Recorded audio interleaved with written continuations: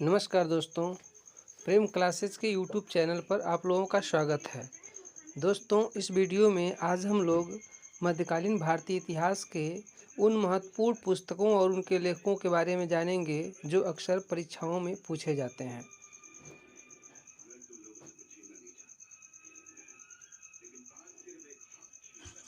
मध्यकालीन इतिहास में भी हम लोग सिर्फ सल्तनत कालीन पुस्तकों का अध्ययन करेंगे और जो मध्यकालीन इतिहास में जो मुगल कालीन पुस्तकें हैं उनका अध्ययन हम लोग दूसरे वीडियो में करेंगे।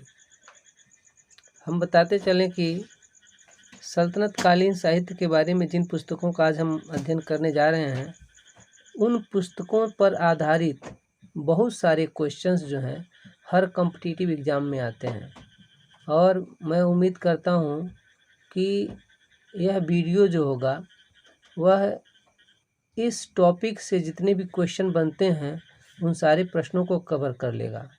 चलिए तब शुरू करते हैं हम आज के प्रश्नों की श्रृंखला को।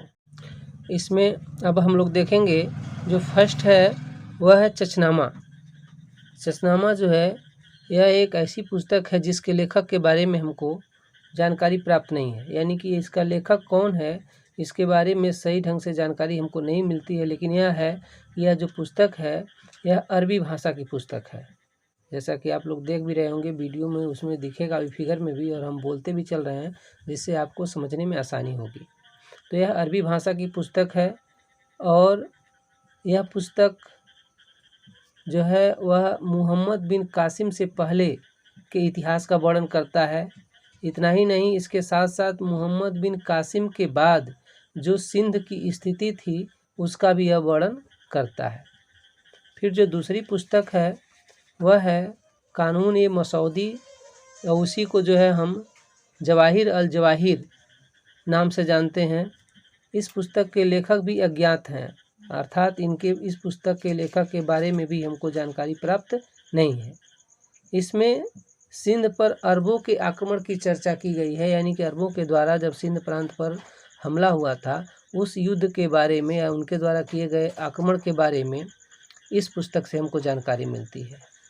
इसके बाद जो तीसरा हम लोग पढ़ने जा रहे हैं वह किसी पुस्तक का नाम नहीं है, बल्कि वह एक विद्वान का है, या कह सकते हैं कि वह एक बहुत बड़े लेखक का नाम है जो है अल-बरूनी। अल-बरूनी यह एक ऐसा शख्स है जो विदेशी है और यह उस समय भारत आया जब महमूद गजनी भारत आया था, वह उसी के साथ आया और यह बहुत बड़ा विद्वान भी था, बहुत सारे विषयों का ज्ञाता भी था। वह चिकित्सक भी था, दर्शन शास्त्र का भी ज्ञाता था, गणित, हिंदू धर्म से मुस्लिम धर्म से संबंधित इन सभी चीज़ों की जानकारी उसको थी। यह भारत में आने के बाद भारत का भ्रमण किया और भ्रमण करने के बाद तहकीके हिंद नाम की पुस्तक लिखी, जिसका मतलब होता है तहकीके हिंद यानी कि भारत की खोज, जिसको इंग्लिश में डिस्कवरी ऑफ इंडिया भी कह सकते हैं, जिसकी रचना इसने फारसी भाषा में किया था। इसकी एक और भी अन्य पुस्तक थी जिसका नाम था तारीख उल हिंद। इसमें इसने महमूद गजनी के भारत पर आक्रमण करने के बाद उसके बाद भारत की क्या स्थिति हुई, यानी कि उसके आक्रमण का क्या प्रभाव पड़ा, उसका वर्णन किया है, जिसका नाम था तारीख उल हिंद। एक बार पुनः हम इसको भी हाईलाइट कर देते हैं जिससे पढ़ने में आप लोगों को आसानी हो। जिस प्रकार से तहकीके हिंद को हाईलाइट किया गया है उसी तरह से हमारा तारीख उल हिंद भी है। तारीख उल हिंद वह पुस्तक है जिसमें इसने महमूद गजनी के आक्रमण के बाद भारत की क्या स्थिति हुई थी उसका वर्णन किया है। अगला जो राइटर है वह है, लेखक जो है वह है उतबी। यह उतबी जो था यह ऐबक का दरबारी था, यानी कि ऐबक के दरबार में बहुत सारे लोग रहते थे, उतबी रहता था, फिर उसके बाद से हसन निजामी भी रहता था। तो यह उतबी जो है कुतुबुद्दीन ऐबक का दरबारी है और इसने जो पुस्तक लिखी थी वह थी तारीख यामनी, या इसी को हम किताबुल यामनी, दोनों नामों से यह प्रश्न पूछा जाता है, और इसकी भाषा भी जो थी वो अरबी भाषा ही थी। अगला जो लेखक है वह है फिरदौसी। यह महमूद गजनी का समकालीन था और इसने शाहनामा नाम की पुस्तक की रचना की। याद रखिएगा, फिरदौसी के अलावा एक अन्य लेखक भी हैं जिन्होंने शाहनामा ग्रंथ की रचना की है, जिसका हम लोग आगे चल कर के पढ़ेंगे। इसके बाद हम लोग देखेंगे अगला जो लेखक हैं वह हैं हसन निजामी। हसन निजामी यह भी जो है कि अकबर का ही दरबारी कवि था। कवि तो नहीं कह सकते हैं, लेखक है या दरबारी लेखक कह सकते हैं। यह इसने अपने समय में, यानी कि जिस समय अकबर के कुतुबुद्दीन ऐबक के दरबार में रहता था, उस समय इसने ताजुल मासिर नामक ग्रंथ की रचना किया और इसी ग्रंथ में उसने दिल्ली सल्तनत का प्रथम राजकीय संकलन माना जाता है। यह जो ग्रंथ है इसका, इस ग्रंथ को ही इसी ग्रंथ को जो है दिल्ली सल्तनत का प्रथम राजकीय संकलन माना जाता है। यानी कि एक ऐसा पुस्तक है यह जिसको हम लोग ताजुल मासिर बोल रहे हैं। यह ऐसी पुस्तक है जिसमें उन्होंने दिल्ली दरबार के बारे में पूरा वर्णन किया है। अगला जो लेखक है वह है फ़क्र ए मुदब्बिर। फ़क्र ए मुदब्बिर, इसको भी जो है कि कुतुबुद्दीन ऐबक का ही संरक्षण प्राप्त था। यानी कि यह भी कुतुबुद्दीन ऐबक के दरबार में ही रहता था।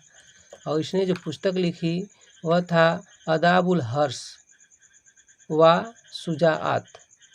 अदाबुल हर्ष व सुजावाद। इस पुस्तक में यह तुर्कों की युद्ध प्रणाली की जानकारी मिलती है। यानी कि तुर्कों के द्वारा किए गए आक्रमण के जो तौर तरीके थे उनके बारे में हमको इससे जानकारी प्राप्त होती है। अगला जो सबसे फेमस राइटर है, लेखक है, वह अमीर खुसरो, जिसके बारे में ऐसा माना जाता है कि इसने 8 सुल्तानों का शासनकाल देखा था। उसकी जो सबसे प्रसिद्ध पुस्तक है वह है किरान उस सदामन। किरान उस सादेन भी कहीं कहीं देखने को मिलता है और कहीं कहीं किसी पुस्तकों में किरान उस सदामन के नाम से भी इसको जाना जाता है। यह पुस्तक टोटली पद्य में है। पद में है और इस पुस्तक में बलवन के पुत्र 2 पुत्र थे, बुगरा खां और कैकुबाद, इन दोनों का वर्णन मिलता है। इसी पुस्तक में दिल्ली को जो है कि हजरत दिल्ली भी कहा गया है। यह क्वेश्चन पूछता है कि हजरत दिल्ली जो है कि दिल्ली को हजरत दिल्ली का दर्जा किस पुस्तक में और किसके द्वारा दिया गया है। इसका सही उत्तर है अमीर खुसरो के द्वारा। उसकी पुस्तक किरान उस सदामन में दिल्ली को जो है हजरत दिल्ली का दर्जा दिया गया है। इसके अतिरिक्त अमीर खुसरो की बहुत सारी पुस्तकें हैं जो कि बहुत ही फेमस भी हैं और एग्ज़ाम में अक्सर आती भी हैं, जिसमें से जो अगली पुस्तक है वह है मिफ्ताह उल फुतूह। यह ग्रंथ भी जो है पद में ही है और इसमें जलालुद्दीन के विजय अभियानों का वर्णन मिलता है। अब देखिए, हमने इसमें शुरू किया था बलवन से और हम पहुंच गए जलालुद्दीन के पास, यानी कि अलाउद्दीन के बाद जो है कि जलालुद्दीन के विषय में वर्णन जो है कि इसी पुस्तक में हमको मिलता है, जिसका नाम है मिफ्ताह उल फुतूह। अगली जो पुस्तक है अमीर खुसरो की वह है खजाइनुल फुतूह, जिसे तारीख इलाही भी कहा जाता है। यह ग्रंथ जो है अलाउद्दीन खिलजी के दक्षिण अभियान और खिलजी के समय मंगोलों के द्वारा किए गए आक्रमण का वर्णन करता है।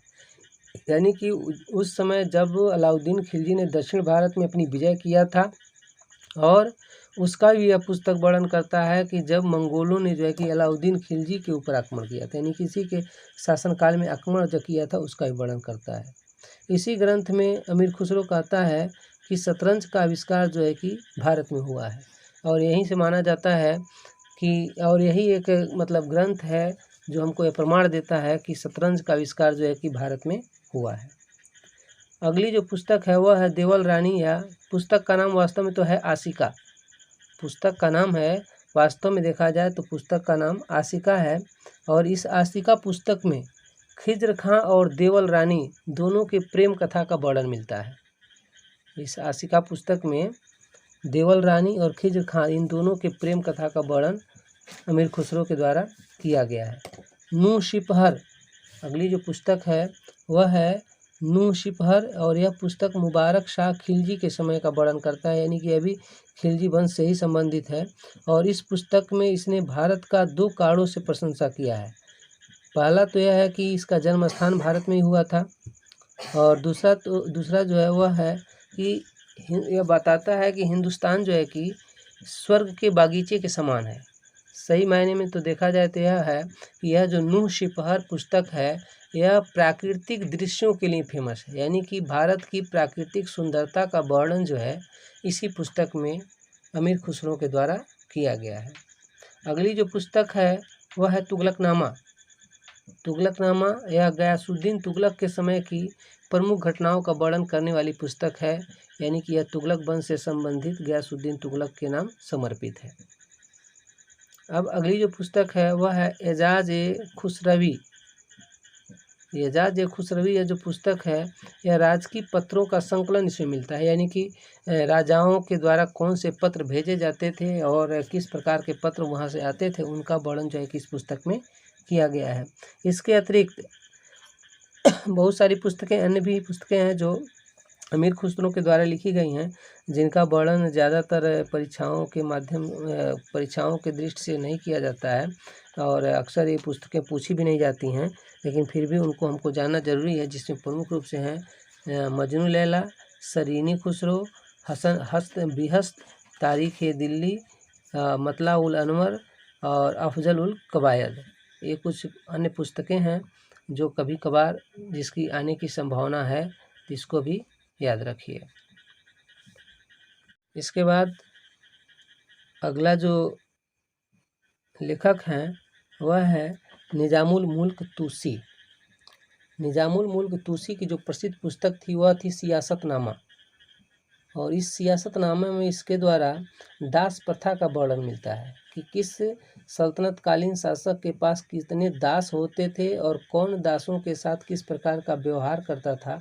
इसका वर्णन निज़ामुल मुल्क तूसी की पुस्तक सियासतनामा से प्राप्त होता है। अगला जो लेखक है वह है ज़ियाउद्दीन बर्नी। यह बहुत ही फेमस था और यह कट्टर मुस्लिम था, इतिहासकार है।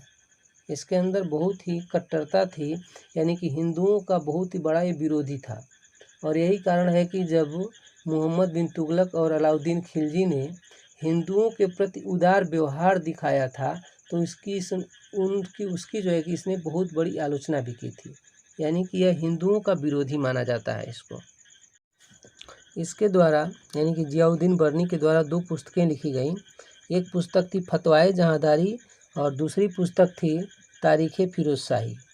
पहली जो पुस्तक है फतवाए जहांदारी, इस पुस्तक में इसने बलबन, अलाउद्दीन खिलजी तथा मोहम्मद तुगलक के शासनकाल की जानकारी देता है। और तारीख़ फिरोज़ शाही यह जो पुस्तक है इस पुस्तक में इसने फिरोज शाह तुगलक के बारे में वर्णन करता है। यानी कि 2 पुस्तकें हैं, फतवाए जहांदारी और तारीख़ फिरोज़ शाही। फतवाए जहांदारी में इसने 3 शासकों बलबन, अलाउद्दीन खिलजी तथा मोहम्मद तुगलक का वर्णन करता है, तथा दूसरी जो पुस्तक है तारीख़ फिरोज़ शाही, इस पुस्तक में जो है कि इसने फिरोज शाह तुगलक का वर्णन किया है। अगले जो लेखक हैं वह हैं बद्र-ए-चाच। बद्र-ए-चाच के द्वारा भी बहुत सारी पुस्तकें लिखी गई हैं, लेकिन खास करके 2 प्रमुख हैं, और इसमें से भी जो पहली पुस्तक है वो इनके नाम के आधार पर ही है, ज़्यादा हमको परेशान होने की जरूरत नहीं याद करने के लिए। वो बद्र-ए-चाच इनका नाम है और इनकी पुस्तक का नाम दीवान-ए-चाच है, और इस पुस्तक में इन्होंने मोहम्मद बिन तुगलक की प्रशंसा की है। और इसके द्वारा लिखा गया है कि इसके द्वारा लिखी गई जो दूसरी पुस्तक है वह शाहनामा है। इसके बाद हम देखेंगे जो अगले लेखक हैं वह है इसामी। इसामी का नाम जो है कि बहुत ज़्यादा फेमस नाम है, क्योंकि यह भी अक्सर परीक्षाओं में आता है, और ख़ास करके जब मिलान करने वाला क्वेश्चन बनता है तो इसमें उसको लिया जाता है। इसामी यह जो है मोहम्मद बिन तुगलक का समकालीन था, लेकिन उसकी जो पुस्तक है वह फुतूह-उस-सलातीन है। यह समकालीन है मोहम्मद बिन तुगलक का, लेकिन जो इसकी पुस्तक फुतूह-उस-सलातीन है वह मोहम्मद बिन तुगलक को समर्पित न होकर के बहमनी वंश के शासक अलाउद्दीन हसन बहमन शाह से संबंधित है, जबकि यह है मोहम्मद बिन तुगलक के शासनकाल का। लेकिन इस पुस्तक फुतूह-उस-सलातीन जो है कि वह है बहमनी वंश से संबंधित, और बहमनी वंश में जो शासक है अलाउद्दीन हसन बहमन शाह उससे संबंधित है, जिसको हसन गंगू के नाम से भी जाना जाता है। हसन गंगू को ही जो है कि बहमनी वंश का संस्थापक भी माना जाता है। अगला जो लेखक है वह जब सबसे फेमस लेखक है और वह है इब्न बतूता। इब्न बतूता यह मोरक्को का रहने वाला है और यह जो है मोहम्मद बिन तुगलक के शासनकाल में 1333 ईस्वी में भारत आया था और मोहम्मद तुगलक इसके विचारों से बहुत प्रभावित हुआ और कुछ समय के बाद इसको जो है कि दिल्ली सल्तनत का काजी नियुक्त कर दिया। काजी का मतलब वो एक तरह का न्यायाधीश होता है, जो दिल्ली सल्तनत में लोग न्याय का काम करते थे उनको काजी बोला जाता था। लेकिन कुछ कारणों से जो है कि वह उसको उस पद पर ज़्यादा दिन तक नहीं रहने दिया और अपना दूत बना करके उसको चीन भेज दिया और चीन से वह वापस पुनः नहीं आया, बल्कि वह चीन से जो है कि पुनः मोरक्को वापस चला गया। इसके बाद अगले जो लेखक है वह है शमसे सिराज अफीफ। इसने जो है फिरोज शाह तुगलक को समर्पित ग्रंथ फिरोज शाही की रचना किया।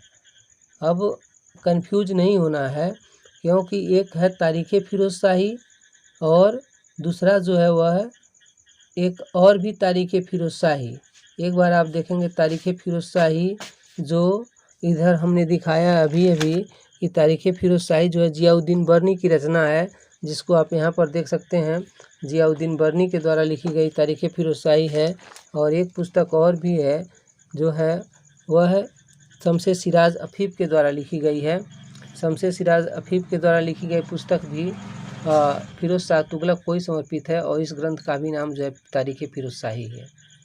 और अगला जो देखेंगे वह फिरोज शाह तुगलक खुद स्वयं एक शासक भी है तुगलक वंश का और वह लेखक भी है। इसने जो है कि अपनी आत्मकथा खुद लिखी जो है, मतलब खुद के द्वारा लिखी गई पुस्तक है जो, यानी कि इसकी जो आत्मकथा है वह फतुहाते फिरोज शाही है। तो फतुहाते फिरोज शाही, उसके बाद से तारीख़ फिरोज शाही और उसके बाद फिर एक जगह तारीख़ फिरोज शाही, मतलब कन्फ्यूजन नहीं होना चाहिए। जियाउद्दीन बर्नी के द्वारा भी तारीख़ फिरोज शाही लिखी गई है और शमसे सिराज अफीफ के द्वारा भी तारीख़ फिरोज शाही लिखी गई है। लेकिन ये दोनों पुस्तकें फिरोज शाह तुगलक की जीवनी नहीं है, ये जिसकी आत्मकथा नहीं है, क्योंकि ये दोनों पुस्तकें अन्य लेखकों के द्वारा लिखी गई हैं।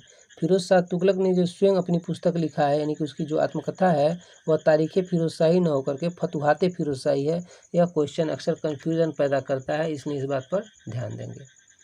ठीक है, इस तरह से हमारा जो दिल्ली सल्तनत से संबंधित पुस्तकें और प्रमुख लेखक थे वह टॉपिक समाप्त होता है। अगली बार पुनः हम किसी अन्य दूसरे टॉपिक पर जो इतिहास से संबंधित होगी उसी पे चर्चा किया जाएगा। Thank you.